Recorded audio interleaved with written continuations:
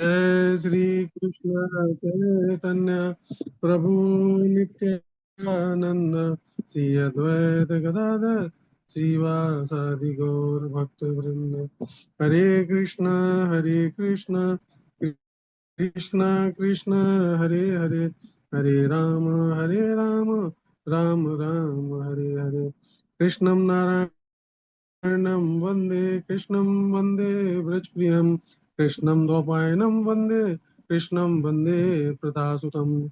सच्चिदानन्दरूपाय विश्वोत्पत्त्यादिहेतवे तापत्र विनाशाय श्रीकृष्णाय नमः।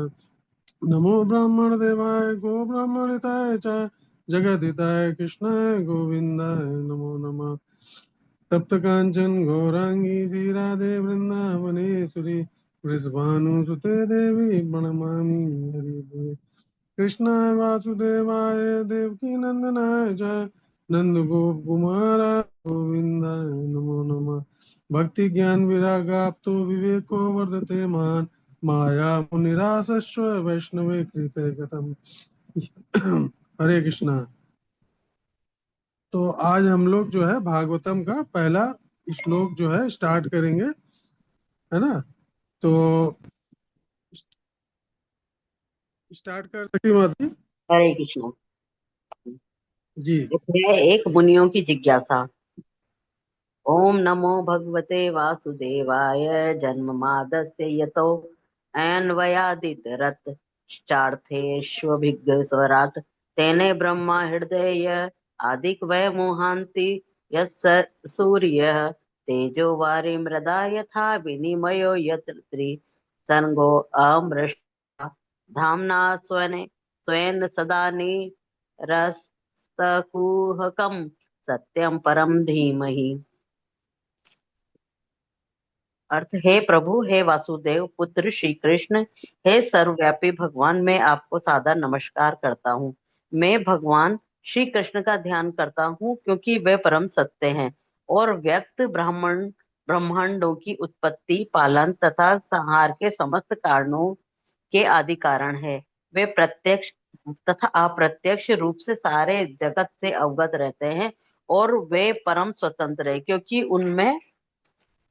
उनमें क्योंकि उनसे परे अन्य कोई कारण है ही नहीं। उन्होंने ही सर्वप्रथम आदि जीव ब्रह्मा जी के हृदय में वैदिक ज्ञान प्रदान किया। उन्हीं के कारण बड़े बड़े मुनि तथा देवता उसी तरह मोह में पड़ जाते हैं जिस तरह अग्नि में जल या जल में स्थल देखकर कोई माया के द्वारा मोहग्रस्त हो जाता है।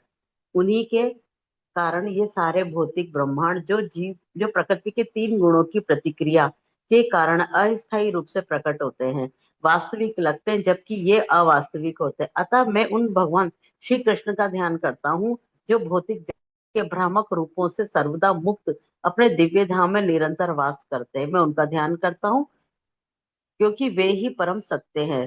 तात्पर्य, भगवान वासुदेव को नमस्कार करना प्रत्यक्ष रूप से वासुदेव तथा देवकी के दिव्य पुत्र भगवान श्री कृष्ण को इंगित करता है। इस तरह की अधिकाधिक व्याख्या इस ग्रंथ में सुस्पष्ट रूप से की जाएगी। यहाँ पर श्री व्यासदेव पूर्वक कहते हैं कि श्री कृष्ण ही आदि भगवान है और अन्य सभी रूप उनके प्रत्यक्ष या अप्रत्यक्ष पूर्ण अंश या अंशांश हैं। श्री जीव गोस्वामी ने अपनी कृति कृष्ण संदर्भ में इस विषय की विशद व्याख्या की है और आदि जीव ब्रह्मा ने अपने ग्रंथ ब्रह्म संहिता में श्री कृष्ण विषयक यथेष्ट व्याख्या की है। सामवेद उपनिषद में भी बताया है कि भगवान श्री कृष्ण देवकी के दिव्य पुत्र हैं। इसीलिए इस स्तुति का यह पहला कथन बताता है कि भगवान श्री कृष्ण आदि भगवान है। यदि परम भगवान किसी दिव्य नाम से जाने जाते हैं तो वह कृष्ण शब्द ही होना चाहिए, जिसका अर्थ होता सर्व आकर्षक। भगवत गीता में भगवान के कई स्थलों पर स्वयं को आदि भगवान घोषित किया गया है और इसकी पुष्टि अर्जुन के द्वारा नारद, व्यास आदि बड़े बड़े मुनियों द्वारा की गई है। पद्म पुराण में भी यह कहा गया है कि भगवान के असंख्य नामों में से कृष्ण नाम सर्व प्रमुख है। वासुदेव नाम भगवान के पूर्ण अंश का सूचक है और भगवान के अन्य सभी रूप जो वासुदेव से अभिन्न हैं, इस ग्रंथ में बताए गए हैं। वासुदेव नाम विशिष्ट रूप से वसुदेव और देव की दिव्य पुत्र का सूचक है। सन्यासियों में सिद्ध परमहंसों के द्वारा श्री कृष्ण का ध्यान सदा ही किया जाता है। वासुदेव अथवा भगवान श्री कृष्ण समस्त कारणों के कारण है। जितनी भी वस्तुओं का अस्तित्व है वे सभी भगवान से ही उद्भूत है। ऐसा किस तरह है, इसकी व्याख्या इस ग्रंथ के अगले अध्यायों में की गई है। महाप्रभु श्री चैतन्य ने इस ग्रंथ को निर्मल पुराण कहा है, क्योंकि इसमें भगवान श्री कृष्ण का दिव्य आख्यान है। श्रीमद् भागवत का इतिहास भी अत्यंत महिमामय है।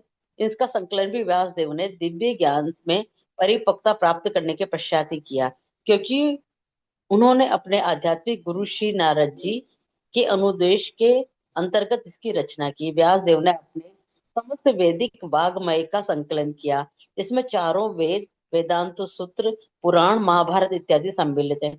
किंतु वे इतने पर भी संतुष्ट नहीं हुए। जब उनके गुरु नारद ने उनसे इस असंतोष को देखा तो उन्होंने उन्हें भगवान कृष्ण के दिव्य कार्यकलापों के विषय में लिखने का उपदेश दिया। वे दिव्य कार्यकलाप इस ग्रंथ के दशम स्कंद में विशेष रूप से वर्णित है। किंतु इसका सार तत्व प्राप्त करने के लिए मनुष्य की चाहिए कि वह धीरे धीरे ज्ञान विकसित करके क्रमशः आगे बढ़े। यह स्वाभाविक है कि चिंतनशील मनुष्य सृष्टि का उद्गम जानना चाहता है। रात्रि में वह आकाश में तारों को देखता है। स्वाभाविक है कि वह उनके निवासियों के विषय में कल्पनाएं करता है। ऐसी जिज्ञासा मनुष्य के लिए स्वाभाविक है, क्योंकि उसकी चेतना विकसित है, जो पशुओं की तुलना में उच्च है। श्रीमद् भागवतम के रचयिता ऐसी जिज्ञासाओं का सीधा उत्तर देते हैं। वे कहते हैं कि भगवान श्री कृष्ण समस्त सृष्टियों के उद्गम है। वे न केवल ब्रह्मांड के सृष्टा हैं, वरन उनके सहर्ता भी है। इस दृश्य जगत की उत्पत्ति भगवान की इच्छा से किसी काल में होती है। कुछ काल तक इसका परिपालन होता है, और जब उन्हीं की इच्छा से इसका संहार हो जाता है। अतः समस्त जागतिक कार्यों के पीछे उसकी परम इच्छा रहती है। निसंदेह ऐसे अनेक नास्तिक हैं जो स्पष्टता पर विश्वास नहीं करते, किंतु वे अल्प ज्ञान के कारण ऐसा करते हैं। उदाहरणार्थ, आधुनिक विज्ञानी ने अंतरिक्ष उपग्रह बनाए, जिन्हें किसी न किसी युक्ति से आकाश में प्रक्षिप्त किया जाता है, और दूर बैठे विज्ञानी के निर्देश से ये कुछ काल तक आकाश में उड़ते रहते हैं। इसी प्रकार असंख्य तारों और ग्रहों से युक्त सारे ब्रह्मांड भगवान की बुद्धि के द्वारा नियंत्रित होते हैं। वैदिक साहित्य में यह भी कहा गया है कि परम सत्य पुरुषोत्तम भगवान समस्त पुरुषों में प्रधान है। प्रथम सृजित जीव ब्रह्मा से लेकर एक छोटी से छोटी चींटी तक सारे जीव है। ब्रह्मा से ऊपर भी अपनी अपनी क्षमताओं वाले अन्य व्यक्तित्व है, और भगवान भी ऐसे ही व्यक्तित्व है।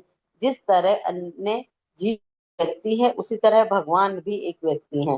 किंतु परमेश्वर या परम पुरुष से उत्कृष्टतम बुद्धि होती है, और उनमें विभिन्न प्रकार की श्रेष्ठतम अचिंत्य शक्तियां होती है। यदि मनुष्य का मस्तिष्क अंतिम ग्रह बना सकता है, तब तो कोई भी बहुत आसानी से कल्पना कर सकता है कि मनुष्य से उच्चतर कोटि का मस्तिष्क ऐसी आश्चर्यजनक वस्तुएं बना सकता है, जो कहीं अधिक श्रेष्ठ विचारवान व्यक्ति इस तर्क को आसानी से स्वीकार कर लेगा। किंतु कुछ ऐसे कट्टर नास्तिक होते हैं जो इससे कभी सहमत नहीं होते। शील व्यासदेव परम बुद्धिमान को परमेश्वर के रूप में पूरी तरह स्वीकार करते। इस तरह बुद्धिमान को पर परमेश्वर या पूर्ण पुरुषोत्तम भगवान के रूप में संबोधित करते हुए नमस्कार करते हैं। यह परमेश्वर श्री कृष्ण ही है, जैसा कि व्यासदेव ने भगवत गीता में तथा अपने अन्य शास्त्रों में और विशेष रूप से श्रीमद् भागवतम में स्वीकार किया है। भगवत गीता में भगवान कहते हैं कि उनसे बढ़कर कोई परम तत्व या अंतिम लक्ष्य नहीं है।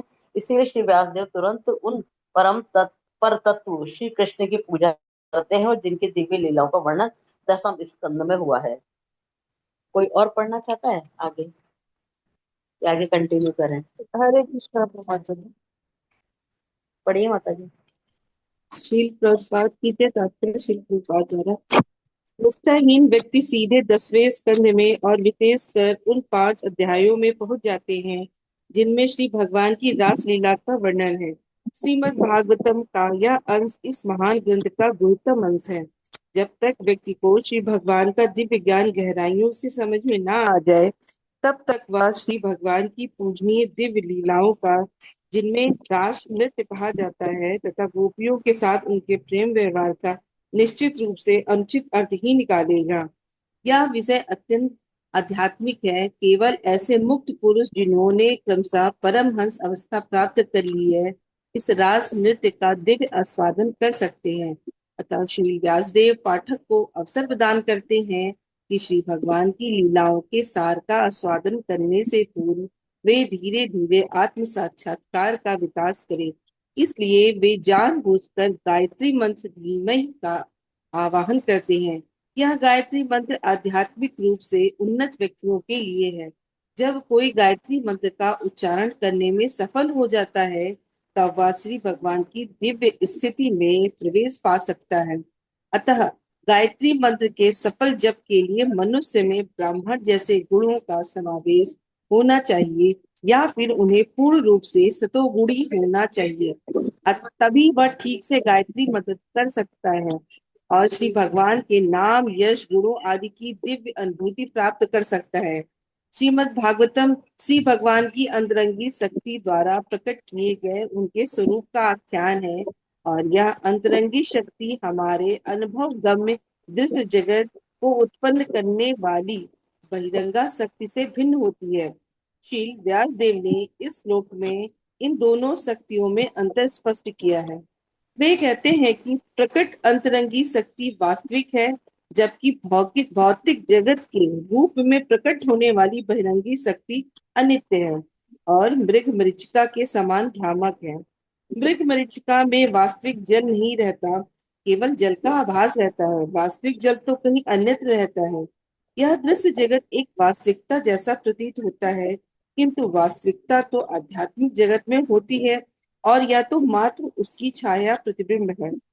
परम सत्य तो वैकुंठ लोक चिदाकाश में है, भौतिक आकाश में नहीं। भौतिक आकाश में प्रत्येक वस्तु सापेक्ष सत्य है। कहने का तात्पर्य यह है कि एक सत्य किसी अन्य पर आश्रित होता है। यह दृश्य जगत प्रकृति के तीनों गुणों की अंतःक्रिया से बनता है, और यह अनित्य जगत बद्ध जीव के मोहग्रस्त मन को वास्तविकता का भ्रम प्रस्तुत करने वाला होता है। बद्ध जीव अनेकानेक योनियों में प्रकट होते हैं, जिनमें ब्रह्मा, इंद्र, चंद्र तथा जैसे उच्चतर देवता भी सम्मिलित हैं। यथार्थ में प्रकट जगत में कोई वास्तविकता नहीं है, किंतु यह वास्तविक जैसा प्रतीत होता है। वास्तविकता का अस्तित्व तो आध्यात्मिक जगत में है, जहाँ पूर्ण पुरुषोत्तम भगवान अपनी दिव्य सामग्री के साथ नित्य विद्यमान रहते हैं।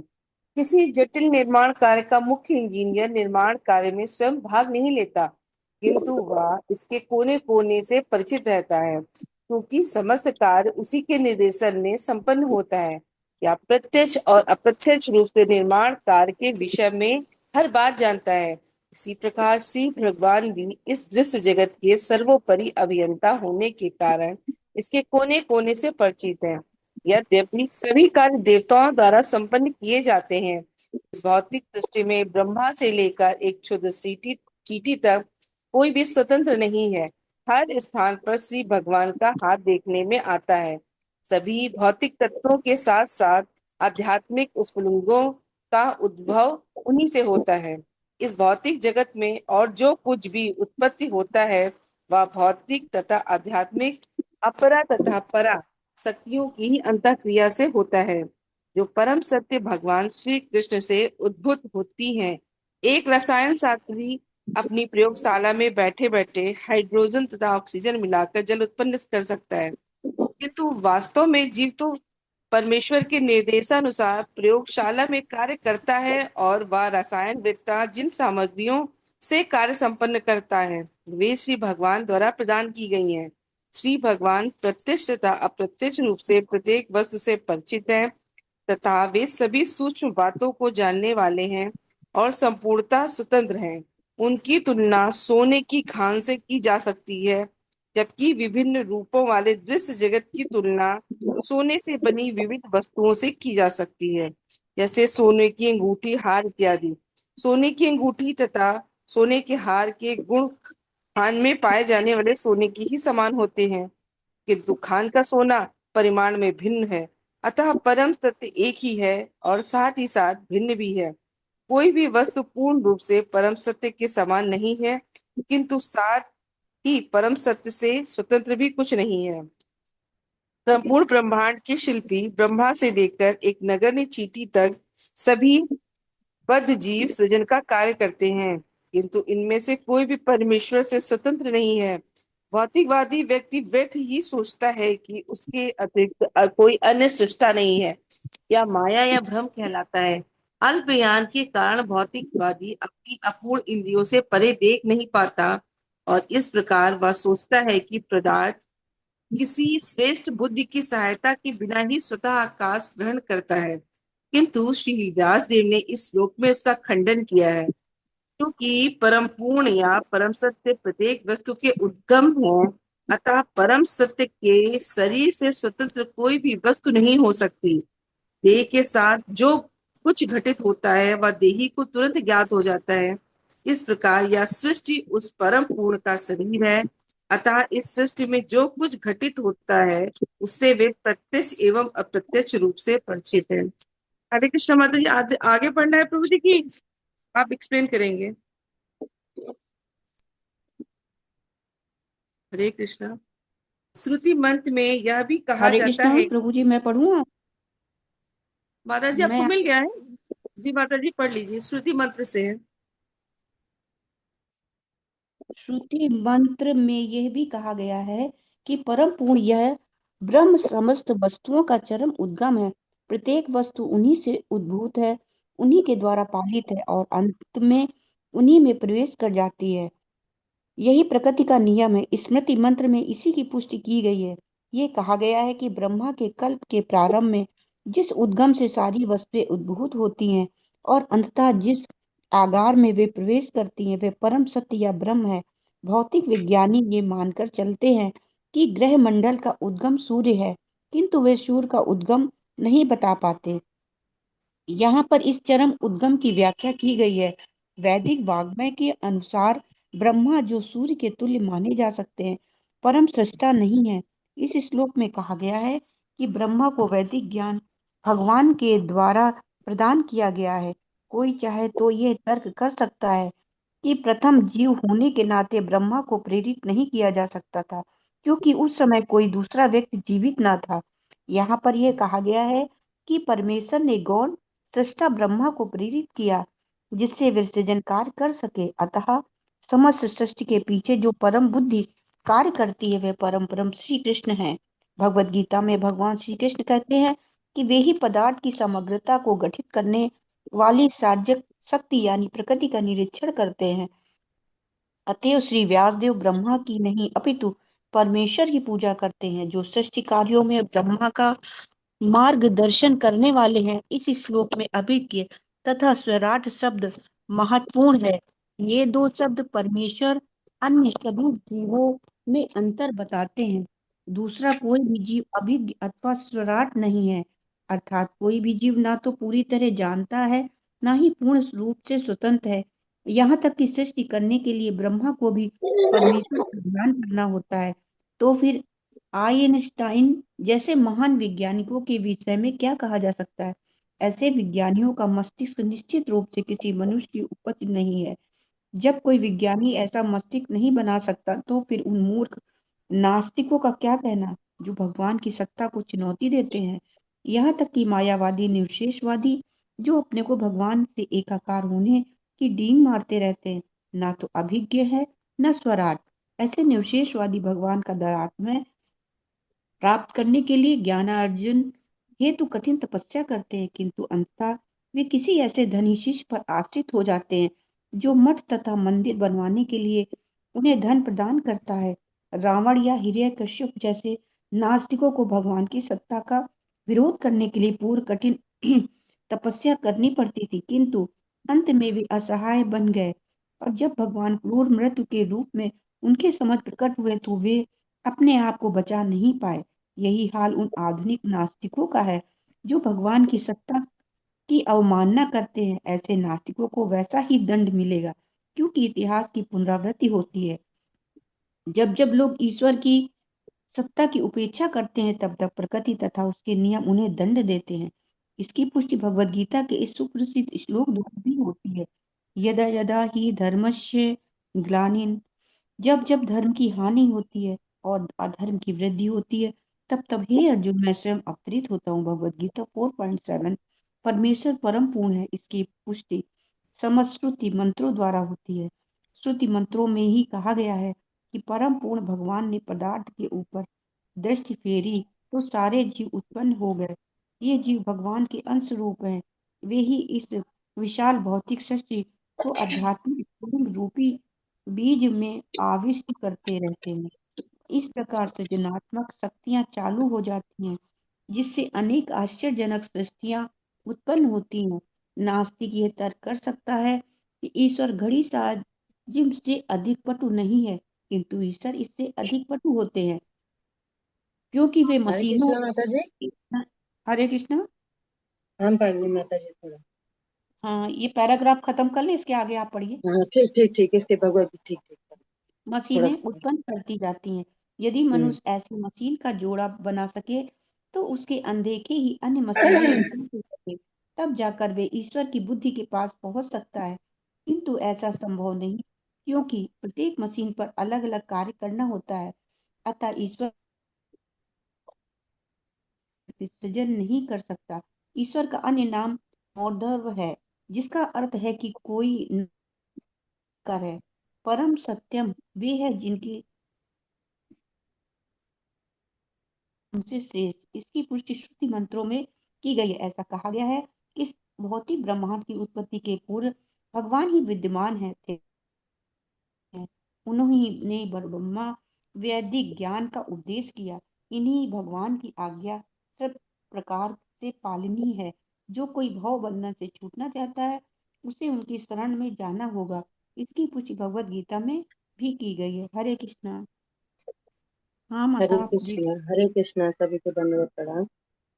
जब तक मनुष्य परमेश्वर के चरण कमलों की शरण ग्रहण नहीं करता है, तब तक उसका मोह ग्रस्त होना निश्चित है।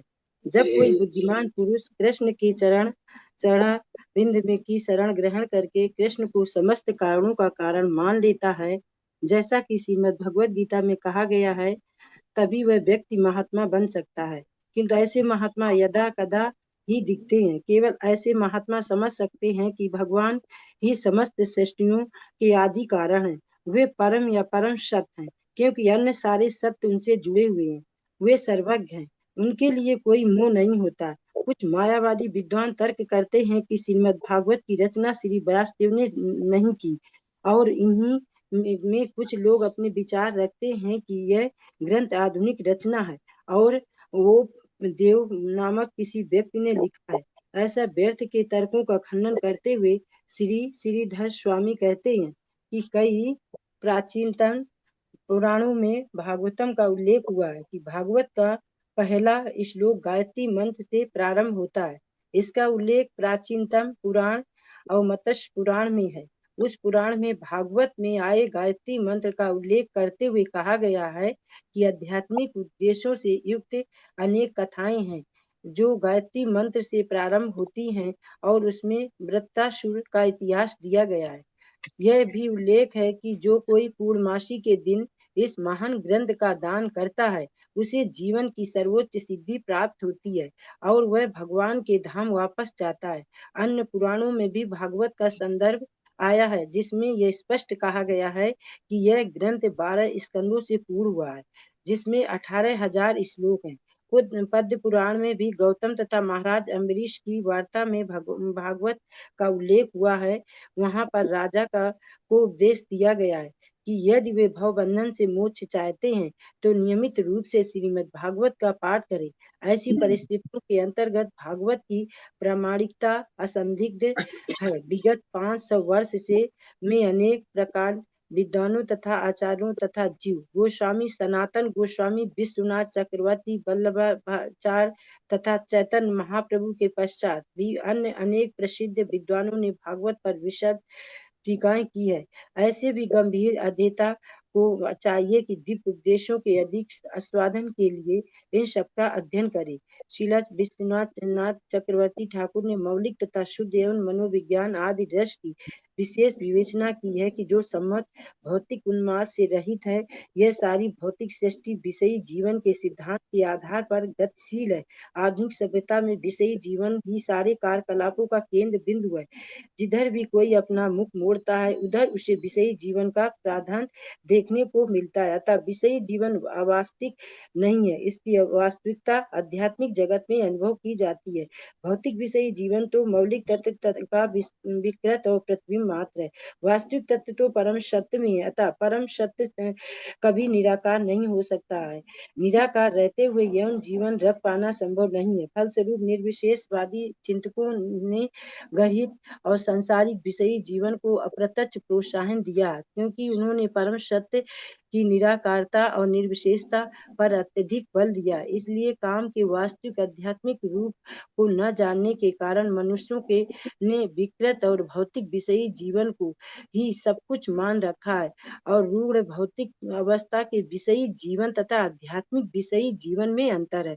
यह श्रीमद् भागवत पूर्वाग्रह रहित पाठक को धीरे धीरे अध्यात्म की पूर्णावस्था तक ले जाने वाला है। यह मनुष्य को भौतिक कार्यों के तीन प्रकार सकाम कर्म, काल्पनिक दर्शन तथा कार्यकारी देवताओं की पूजा से ऊपर उठाने में सक्षम बनाएगा, जिनका विधान वैदिक श्लोकों में है। हरे कृष्ण। हरे कृष्ण। हरे कृष्ण। श्रील प्रभुपाद की जय। तो देखिए, आज हम लोगों ने भागवतम स्टार्ट करा है। पहला श्लोक आज हम लोगों ने लिया। पिछली क्लास में हम लोगों ने इसका जो है महिमा हम लोगों ने पढ़ी थी, भागवतम की महात्म्य पढ़ा था, है ना। तो आप लोगों से एक अनुरोध है कि जो लोग भागवतम आज से स्टार्ट कर रहे हैं, तो आप लोग कृपया भूमिका जरूर पढ़िएगा, क्योंकि भूमिका में चैतन्य महाप्रभु का संपूर्ण जीवन परिचय दिया हुआ है ना। तो सब लोग एक बार भूमिका पढ़ेंगे तो जितना चैतन्य भागवत का अध्ययन है वो सब आपको इसमें पढ़ने को मिल जाएगा। तो हम लोग इसका थोड़ा सारांश समझते हैं प्रभुपाद जी की जो टिप्पणी है उस पर। तो इस श्लोक का जो सरल भावार्थ है, उदाहरण है और जीवन दृष्टि है, तो ये केवल ग्रंथ की भूमिका नहीं बता रहा है श्लोक, बल्कि ये श्लोक हमको पूरे वैदिक दर्शन का सार बता रहा है। तो महर्षि व्यास ने इस श्लोक में, पहले ही श्लोक में ये पूरी तरह स्पष्ट कर दिया है कि परम सत्य कौन है और ये संसार कैसा है और मनुष्य को किसका ध्यान करना चाहिए। तीन चीजें इसमें बिल्कुल क्लियर है। तो महर्षि व्यासदेव भगवान कृष्ण को ही परम पुरुषोत्तम भगवान स्वीकार कर रहे हैं। उन्होंने इसमें ये बताया कि भगवान कृष्ण ही वास्तव में इस संपूर्ण सृष्टि के क्या है, रचयिता भी है, पालन करता भी है तथा संहार करता भी है। उन्होंने बहुत सारे उपनिषद का इसमें एग्जाम्पल पद्म पुराण का भी दिया, ब्रह्म संहिता का भी दिया, है ना, कि ब्रह्मा जी ने जो ब्रह्म संहिता में बोला, ईश्वरा परमा कृष्ण सच्चिदानंद विग्रह अनादिरादि सर्व कारण, है ना। तो इसलिए भगवान कौन है, पूर्ण स्वतंत्र है और सभी कारणों के आदि कारण है। उन्हीं भगवान ने ब्रह्मा जी के हृदय में वैदिक ज्ञान दिया। उसी वैदिक ज्ञान के आधार पर ब्रह्मा जी इस भौतिक सृष्टि की रचना कर पाए। नहीं तो उसके बिना ब्रह्मा जी अगर ज्ञान ना देते भगवान, तो ब्रह्मा जी सृष्टि की रचना नहीं कर सकते थे। तो भगवान की त्रिगुणमय माया शक्ति है। कौन कौन? तीन है, सतो रजो तमो गुण। और इसी के प्रभाव से भौतिक ब्रह्मांड में रहने वाले सभी जीव तथा देवतागण क्या भ्रमित हो जाते हैं और ईश्वर जगत को ही सत्य मान लेते हैं। जबकि वास्तव में क्या है, ये जगत क्या है, भगवान ने जो बनाया अस्थाई है और नष्ट होने वाला है। तो व्यासदेव जी इसमें बता रहे हैं कि मैं उन भगवान श्री कृष्ण का ध्यान कर रहा हूँ जो परम सत्य है और जो अपने परम दिव्य ध्यान में गोलोक वृंदावन में सदा निवास करते हैं। तो जिनका धाम भौतिक संसार के समस्त भ्रामक स्वरूपों से पूर्णता मुक्त है और वहां किसी प्रकार का भौतिक क्लेश नहीं होता। चार प्रकार के क्लेश, मृत्यु जरा व्याधि, है ना, ये चार प्रकार के दुख, चार और जो तीन प्रकार के आदि दैविक आदि भौतिक आध्यात्मिक, तो इस सब चीजों से वहां बिल्कुल भी प्रभाव नहीं पड़ता, किसी भी तरह का कलमश नहीं होता। तो यदि परम भगवान किसी दिव्य नाम से अगर जाने जा सकते, तो इसमें बता रहे क्या नाम हो सकता है, कृष्ण नाम हो सकता है। क्यों नाम हो सकता है कृष्ण? कृष्ण का अर्थ क्या होता है? सर्व सर्वाकर्षक, मतलब सर्व जो सभी लोगों को आकर्षक लगे। तो कई भगवत गीता में भी कई स्थलों पे इन्होंने, भगवान ने स्वयं को भगवान घोषित किया, है ना। नारद व्यास जी, बड़े बड़े मुनियों ने भी ये घोषित किया कि आप ही आदि पुरुषोत्तम भगवान है। पद्म पुराण में भी ये बताया गया कि भगवान के असंख्य नामों में जो सबसे मेन नाम है वो कृष्ण नाम सर्व प्रमुख है। फिर वासुदेव नाम भगवान का जो पूर्ण अंश का सूचक है। भगवान के जितने भी रूप है वो क्या है, वासुदेव से अभिन्न है, मतलब एक ही है। तो वासुदेव नाम विशिष्ट रूप से वासुदेव तथा देवकी के पुत्र के रूप में उनको संबोधित किया गया है। और समस्त कारणों के कारण है, यानी जितनी वस्तुओं का भी अस्तित्व है वो सब क्या किससे उद्भूत हुई है, भगवान से। और महाप्रभु चैतन्य महाप्रभु इस ग्रंथ को कहते हैं निर्मल पुराण। उन्होंने इसको भागवतम को निर्मल पुराण, और रोज सुनते थे वो चैतन्य महाप्रभु। अब देखिए इतिहास भी इसका क्या है, वह व्यास देव जी सारे ग्रंथों की रचना कर चुके थे। उनके गुरु नारद जी ने उनको आदेश दिया वेदों की रचना करने के लिए। तो उन्होंने समस्त वैदिक वांग्मय का संकलन किया, चारों वेद, वेदांत सूत्र, ब्रह्म सूत्र, 18 पुराण, महाभारत सब लिख लिया। लेकिन वो संतुष्ट नहीं हो रहे थे। तो जब नारद जी उनसे मिलने आए, उनके असंतोष को देखा, तो उन्होंने भगवान कृष्ण के दिव्य कार्यकलापों को लिखने के विषय में आदेश दिया उनको कि आप भगवान के दिव्य कार्यकलाप जो है लिखिए उसको। तो इसीलिए ये भगवान के जितनी भी दिव्य लीला है वो भागवतम के 10वें स्कंद में वर्णित है। तो कुछ लोग क्या करते हैं, सीधे 10वां स्कंद पढ़ने लगते हैं कि हम तो कृष्ण लीला पढ़ेंगे। अरे आप प्राइमरी में गए नहीं हो, सीधे पीएचडी की आप पढ़ाई करोगे तो आपको समझ आएगा क्या? तो तभी वो लोग गलत धारणा सब बनाने लगते लीला के बारे में भगवान को। तो मनुष्य को चाहिए कि क्या, धीरे धीरे ज्ञान विकसित करके वो आगे बढ़े। अब जो विचारशील मनुष्य होते हैं, तो जब वो रात में आकाश में ब्रह्मांड देखता है, तारे देखता है, चांद देखता है, तो उसके मन में एक जिज्ञासा होती है कि वहां भी कोई रहता होगा क्या, वहां भी कोई लोक है। तो मनुष्य का ये स्वभाव है जिज्ञासा करना। तो क्योंकि उसकी चेतना विकसित होती है, पशुओं की तुलना में उच्च चेतना होती है मनुष्य की। तो भागवतम में आपको इन सब चीजों का उत्तर मिलेगा। सब कुछ बता रहे हैं कि भगवान के समस्त सृष्टियों का उद्गम है। न केवल उन्होंने ये ब्रह्मांड बनाया, बल्कि उसके संहार के कारण भी वही है। और ये पूरा संपूर्ण 10 जगत जो आपको दिखाई दे रहा है, वो संपूर्ण जगत जो है भगवान की इच्छा से प्रकट हुआ, भगवान की इच्छा से ही नष्ट हो जाएगा। तो भगवान अपनी अंतरंगा शक्ति और बहिरंगा शक्ति, दो तरह की शक्तियां दिखाते हैं। उसी के माध्यम से ये ब्रह्मांड, ये जीव, हम लोगों को सबको प्रकट करते हैं। सारी शक्तियां प्रकट होती हैं। तो ये इसमें देखिए श्लोक में बताया है कि जिस प्रकार मग मरीचिका होती है ना, कि जल नहीं होता है लेकिन केवल जल का आभास होता है, जल कहीं और होता है लेकिन हम लोगों को दिखता है। उसी प्रकार बताया कि ये जगत भी क्या है, मृग मरीचिका की तरह है हम लोगों के लिए, उसका कोई अस्तित्व नहीं है। तो बताया है कि यद्यपि सारे कार्य देवताओं के द्वारा संपन्न किए जाते हैं, लेकिन इस सृष्टि में ब्रह्मा से लेके चींटी तक कोई भी स्वतंत्र नहीं है। सभी के पीछे भगवान की शक्ति छुपी हुई है। उन्हीं की इच्छा से ही सारा कुछ कार्य होता है। यानी भगवान की दो शक्तियां, अपरा और परा, है ना। अब थोड़ा हम लोग एक एक वर्ड इसका लेते हैं। जैसे पहला वर्ड है ओम नमो भगवते वासुदेवाय। यानी मैं उस परम भगवान श्री कृष्ण वासुदेव को नमन करता हूँ जो सर्वत्र व्याप्त है और सबके हृदय में वास करते हैं। फिर उसका दूसरा वर्ड है जन्मादस्य यथा। मतलब इसका मतलब भगवान कृष्ण ही समस्त सृष्टि के कारण है। ये जो वाक्य है वेदांत सूत्र जन्मादस्य यथा, इससे मेल खाता है। यानी भगवान कृष्ण सब कारणों के कारण है, उन्हीं से समस्त ब्रह्मांड की उत्पत्ति हो रही है। ये दर्शा रहा है कि परम ब्रह्म है भगवान, या कि निराकार ब्रह्म नहीं है, इसमें क्लियर किया गया है। फिर ये वर्ड आता है अगला, अर्थे स्विगा स्वराटा। वे सर्वज्ञ हैं और पूर्ण स्वतंत्र हैं। भगवान कृष्ण बिना किसी अन्य की सहायता के सब कुछ जानते हैं, क्योंकि वे सर्वज्ञ और पूर्ण रूप से स्वतंत्र है, स्वराट है। अन्य जीवों को ज्ञान पाने के लिए शिक्षा की आवश्यकता होती है, परंतु भगवान अपने आप में पूर्ण पुरुषोत्तम है। जीव गोस्वामी बताते हैं कि ये गुण केवल भगवान कृष्ण में पूर्ण रूप से विद्यमान है। तीसरा वर्ड आया तेने ब्रह्म हदा या आदि कवते। ब्रह्मा जी को वेद ज्ञान का उपदेश देने वाले वही हैं। भगवान कृष्ण ने ब्रह्मा जी के हृदय में वेदों का प्रकाशन किया। तो प्रभुपाद जी के अनुसार ये प्रमाणित करता है कि भगवान का ज्ञान स्वतः उत्पन्न होता है, इसे कोई बाहर से नहीं आता, कहीं बाहर से। तो भगवान वेदों का जो कहा गया भगवान की वाणी या भगवान का गीत, इसलिए कृष्ण को बोला गया वेदा श्रेष्ठम, मतलब वेदों का ज्ञाता। चौथा वर्ड है गुहंती यत सूर्य। यानी देवता और ऋषि भी उनकी लीला को नहीं समझ सकते। तो देवता और ऋषिगण भी भगवान की दिव्य लीलाओं को पूरी तरह से समझ नहीं पाए। यहाँ तक कि ब्रह्मा जी भी कृष्ण लीला में एक बार विमोहित हो चुके हैं। गौड़ी आचार्य इसे भगवान की मधुर और अद्भुत लीला का रहस्य मानते हैं। ब्रह्म विमोह लीला जब हुई थी तो भगवान ने की थी, तो ब्रह्मा जी तक मोहित हो चुके हैं। वो पहचान पाए कि यही आदि पुरुषोत्तम भगवान है। फिर तेजो वार मृदम यथा विनिमय, यह संसार किससे? माया से बना हुआ है। इस संसार में अग्नि जल पृथ्वी के गुण आपस में बदलते रहते हैं। ये मायामयी सृष्टि असली नहीं है, बल्कि भगवान का धाम वैकुंठ गोलोक वृंदावन ही परम सत्य है। जो स्वामी बताते हैं कि भगवान की सेवा में रत भक्त जन ही वास्तविक सत्य को समझ सकते हैं। फिर अगला वर्ड है धामना वेद सदा निरस्त कहूंगु। भगवान का धाम माया से रहित है। भगवान का धाम जो है गोलोक गोलोक वृंदावन पूर्ण रूप से माया से रहित और शुद्ध है। वहां कभी जन्म मृत्यु दुख पीड़ा नहीं होती, केवल वहां हमेशा आनंद और भक्ति रहती है।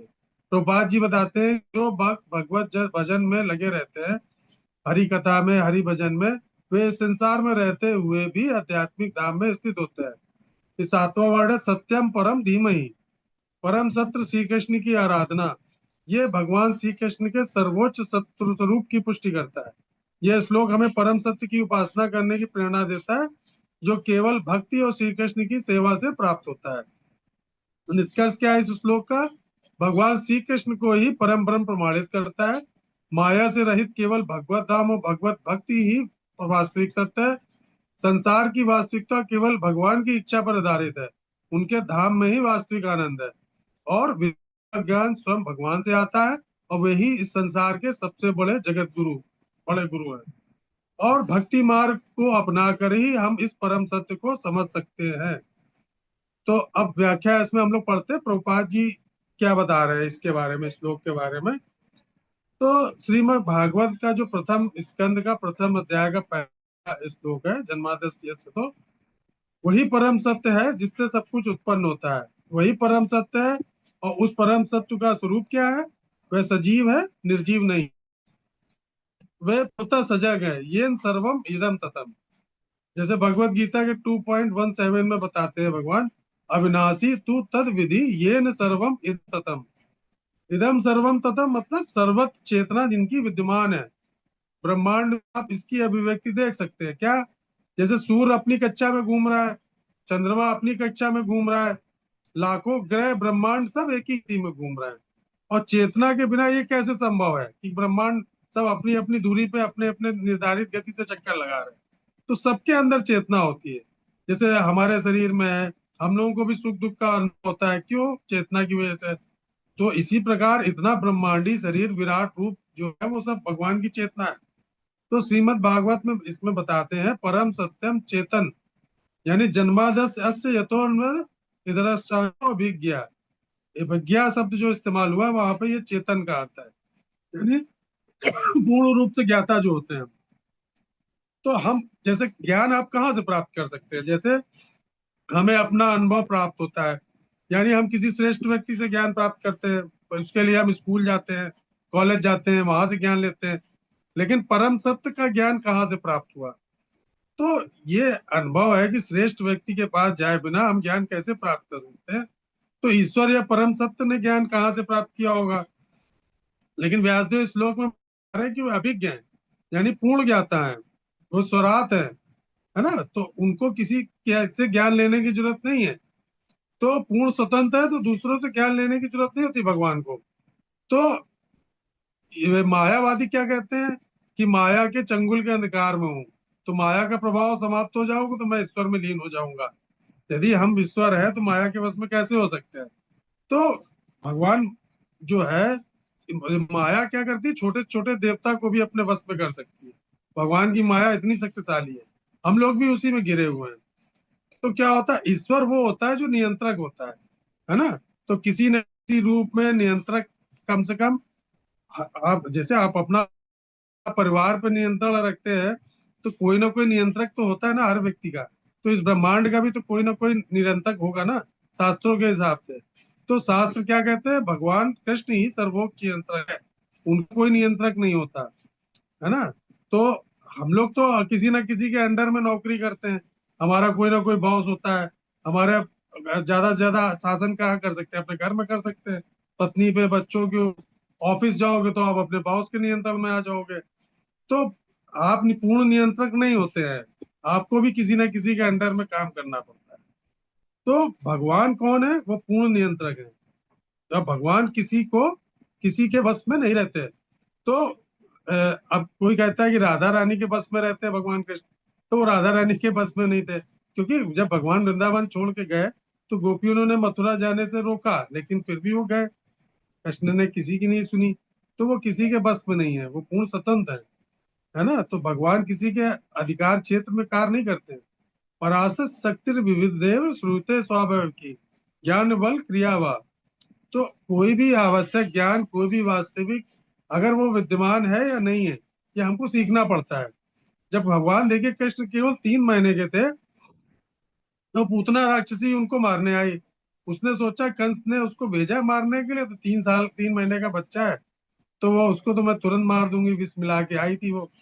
लेकिन जो है, उसको ये नहीं पता था, भगवान ने दूध पिया, और दूध पीने के बाद उसको ये प्राण हर लिए, तो उसको ये थोड़ी ना पता था कि ये पुरुषोत्तम भगवान है, या ये मेरे प्राण छीन सकते हैं।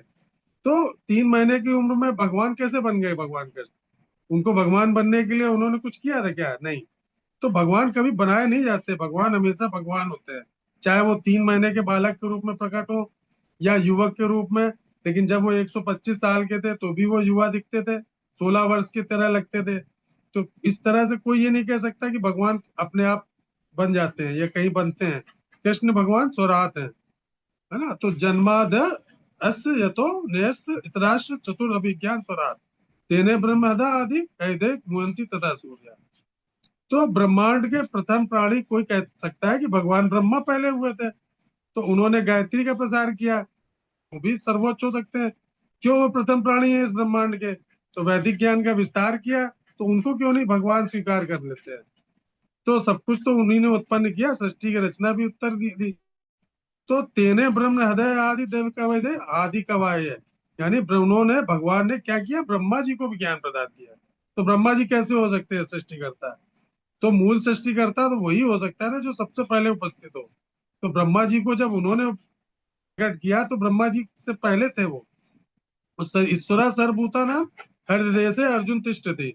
यानी आपके हृदय में भगवान विद्यमान है, बस केवल आपको इसे महसूस करना है ना, सच्चे मन से। तो ये, इसके लिए क्या हमको गुरु की आवश्यकता होती है, प्रशिक्षण की आवश्यकता होती है। तभी हम समझ सकते हैं कि भगवान कौन है ना। भजताम प्रीति पूर्वक बुद्धि योगम ददामि मम। तो मैं, भगवान कहते हैं, मैं उस व्यक्ति को ही बुद्धि प्रदान करता हूँ जो प्रेम पूर्वक भक्ति सेवा में निरंतर लीन रहता है। तो ब्रह्मा जी को भी कृष्ण ने शिक्षा दी हृदय से, उन्होंने उनके वेद प्रकट कर दिए, है ना। तो मुयंती यत सूर्य, कृष्ण तो बड़े से बड़े विद्वान और बड़े से बड़े ऋषि भी भगवान को समझ नहीं पाते हैं। इसलिए तेने ब्रह्म हृदय आदि मुहंति तथा सूर्य तेजोवारी मदम यथा विनिमयो यत्र त्रिसर्गो मृषा धामना स्वयं सदा नष्ट कुमाकम सत्यम परम धीमहि। श्रीमद् भागवत का ये पहला श्लोक। यानी भौतिक संसार ये ब्रह्मा की स्तुति है। और बड़ी बड़ी, इसमें जल और मृदा 2 शब्द बताए। मृदा का मतलब होता है पृथ्वी। तो जैसे हम लोग मिट्टी और जल को मिला के ईंट बनाते हैं, और अग्नि से फिर सुखाते हैं तो ईंट बन जाती है। और ईंट को एक के ऊपर रखते चले जाओ तो क्या होता है? बिल्डिंग खड़ी हो जाती है। तो जो इस पूरी सृष्टि बनी है, तो पंच तत्वों से ही बनी है, पृथ्वी जल अग्नि वायु आकाश। लेकिन भगवान का जो धाम चिंतामणि है, मतलब चिंतामणि पत्थर से बना हुआ है, जिसकी हम कल्पना भी नहीं कर सकते हैं। जैसे उसमें ब्रह्म संहिता में बोला है ना, चिंतामणि प्रकर सदमासु कल्प वृक्षम लक्षावृतेषु सुरभीर विपायन्तम लक्ष्मी सहस सत संभ्र सेवमानम गोविंदम आदि पुरुषम तमम भजामि। तो यहाँ भगवान का वास्तविक निवास ब्रह्मा जी बता रहे हैं। क्या बता रहे हैं? कि उनका घर चिंतामणि पत्थर, सजीव पत्थर से बना हुआ है। तो ये जो पत्थर है वह अल्कलनीय है, कल्प वृक्ष है वहां पे। इतने कल्प वृक्ष जो भी आप मांगो उससे हर इच्छा पूरी हो जाती है। तो यहाँ तो पृथ्वी लोक में क्या, आम के पेड़ में आम मिलेगा, पपीता नहीं। लेकिन कल्प वृक्ष जो होता है, उससे आप कुछ भी मांग सकते हो, जो मांगोगे वो आपको प्राप्त होगा। तो इसमें प्रभुपाद जी बताते हैं तथा देहांतर प्राप्त धीरज तत् न मुहूर्ते देव ने इसमें यथा देह कौमारम योग न जता तथा देहांतर प्राप्त धीरज तत् न मुहूर्ते। जिस प्रकार शिशु से बाल, बाल से बालकावस्था, बालकावस्था युवावस्था की बढ़ते हैं, तो इसी प्रकार जब आपको याद होगा कि आप जब छोटे थे, लेकिन उसके बाद धीरे धीरे परिवर्तन होता जाता है और शरीर आपका बदलता जाता है, लेकिन जो बुद्धिमान है वो भ्रमित नहीं होता है। तो इसमें मृग मारीचिका को बताया गया है कि मृग मारीचिका क्या है, इस भौतिक जगत भी मृग मारीचिका है, ये हमारा शरीर ये भी मृग मारीचिका है। माया के प्रभाव से, यानी हमको लगता है कि हमारी कभी मृत्यु नहीं होगी, लेकिन हमको ये वहां जाने के बाद शमशान में लोगों को मरते देखते हैं, लेकिन तब भी हम ये सोचते हैं कि हमारी मृत्यु अभी नहीं है, और कुछ क्षणों बाद हम लोग भटकते रहते हैं और हमारी मृत्यु हो जाती है।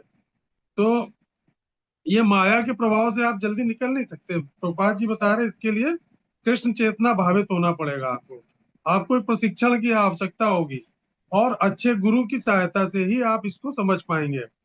तो प्रभुपाद जी बताते हैं कि इसके लिए आपको क्या है, शास्त्रों का अध्ययन करना पड़ेगा, है शास्त्रों का अध्ययन पढ़िए और उसके बाद आप जो पढ़िए उसको दूसरों को प्रचार करिए और कृष्ण भावनामत का संदेश आप सबको फैलाइए।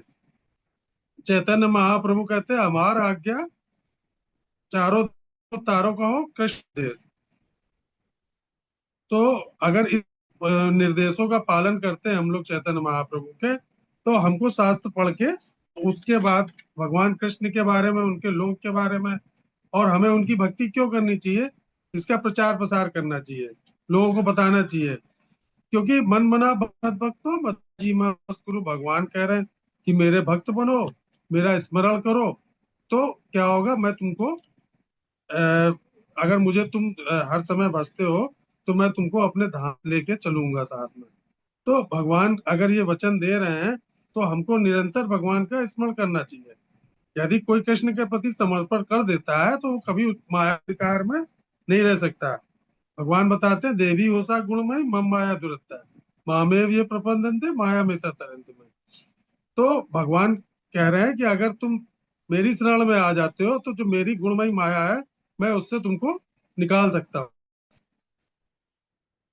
और इसमें इम्पोर्टेंट चीज, हम्म, हाँ इसमें ये बताते हैं प्रभुपाद जी कि जब तक मनुष्य भगवान के चरण कमल ग्रहण नहीं करेगा तो वो माया के मोह से कभी भी पार नहीं पा सकता। तो बुद्धिमान पुरुष जो होते हैं वो भगवान के चरण विंद की शरण ग्रहण करके और भगवान की भक्ति में लग जाते हैं। तो वो ऐसे व्यक्ति क्या होते हैं, एक महात्मा होते हैं और वो धीरे धीरे धीरे धीरे मेरी माया से निकल के और मेरे शरण ग्रहण कर लेते हैं। तो भागवत का पहला श्लोक जो है, भागवत में गायत्री मंत्र के बारे में बताया गया। तो गायत्री मंत्र भी की उत्पत्ति भी भागवतम से ही हुई है, भगवान से ही हुई है।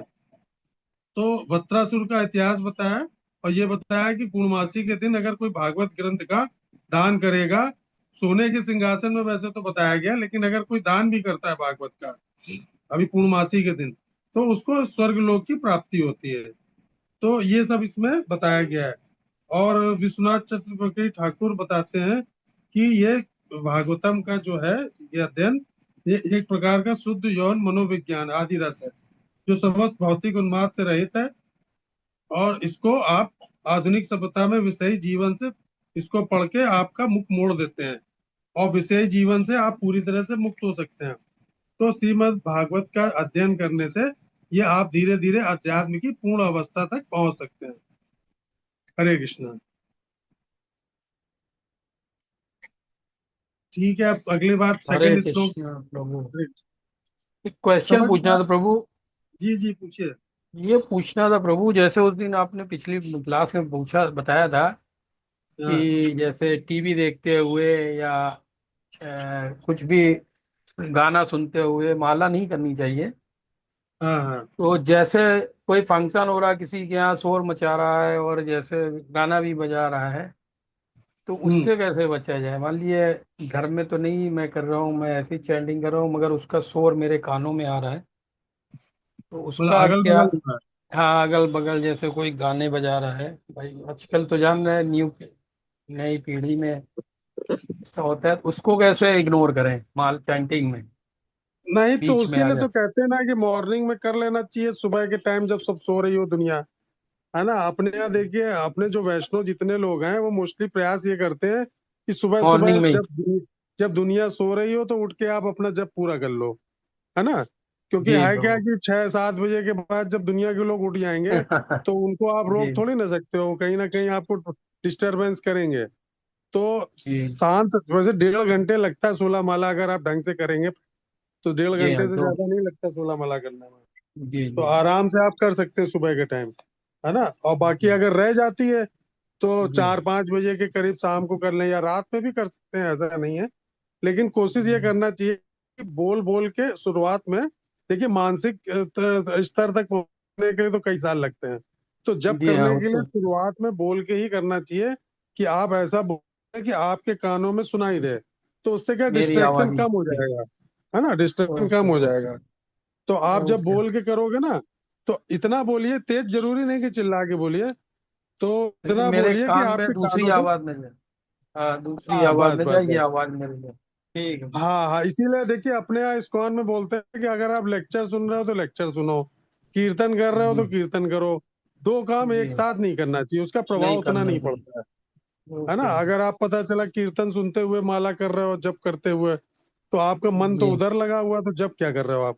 तो जब जब हम नहीं। आंख बंद के पर करने का प्रयास भी तब करना चाहिए कि जब आप बिल्कुल परिपक्व हो जाओ, नहीं तो आपको नींद आ जाएगी, सो जी जाओगे प्रभु। आप, है ना। तो भगवान की फोटो रख के भी कर सकते हैं सामने, या कहीं विग्रह के सामने बैठ जाए मंदिर में, और फिर आप जी उनकी जी विग्रह को देखते हुए कर सकते हैं। नहीं तो प्रभुपाद जी के साथ में शुरुआत में चैंटिंग की, हम लोगों ने जी जब हाँ स्टार्ट किया तो हाँ प्रभुपाद जी जी प्रभुपाद जी जी की चैंटिंग लगा लेते थे, और लगा के जी उनके साथ में करते थे हम लोग चैंटिंग, है ना। जी उनकी जी रिकॉर्डिंग प्रभु। आती है, आपको यूट्यूब में मिल जाएगी। हाँ नहीं है मेरे पास, वो है उनका मेडिटेशन वाला है, ऐप है, सुनते हैं वो। चलिए, मॉर्निंग में तो लगा लेकिन रहे ठीक तो। कोशिश ये करनी चाहिए कि हरे कृष्ण महामंत्र पर डे करना चाहिए। अभी अपने ग्रुप में बहुत कम लोग अपडेट कर रहे हैं, है ना, जी बहुत लोग जी जी अपडेट नहीं प्रभु। कर रहे हैं। अरे आप दो जी करते, तीन करते, चार करते, लेकिन हाँ, अपडेट एक जरूर करते हैं करो। अपडेट में, जी प्रभु। करना जरूर चाहिए ना। ठीक है, जी ठीक, हरे समाप्त कर कृष्ण। दो। हरे कृष्ण। हरे। हरे कृष्णा प्रभु। एक हरे बात कृष्ण। पूछनी थी। जी जी जी ये जो आप ग्रंथ आज पढ़ा है, ये श्रीमद् भागवत है इसका जी। नाम? श्रीमद् भागवतम पुराण को बोलते हैं ना। श्री- जी हाँ, इसमें 18,000 श्लोक हैं, जी जी जी। 12 स्कंद, 18,000 श्लोक हैं। अच्छा अच्छा। क्योंकि मेरे पास है नहीं, तो जब लेनी है ना तो वो नाम पूरा सही पता होना चाहिए। देखिए ऐसा है, ये जो हम लोग पढ़ रहे हैं ये प्रभुपाद जी की भागवतम है। इसका पूरा जी। 18 का सेट आता है, बॉक्स आता है इसका पूरा, है ना। अच्छा। तो जी हाँ, वैसे तो ये जो इसका रेट है 8,000 रुपये है, लेकिन अभी बीच में ऑफर आया था तो उसमें 6,000 रुपये में दिया था मंदिर में। तो अगर कोई ऑफर आए तो आप ले लीजिएगा, बताइएगा, हम लोग ला देंगे। अच्छा।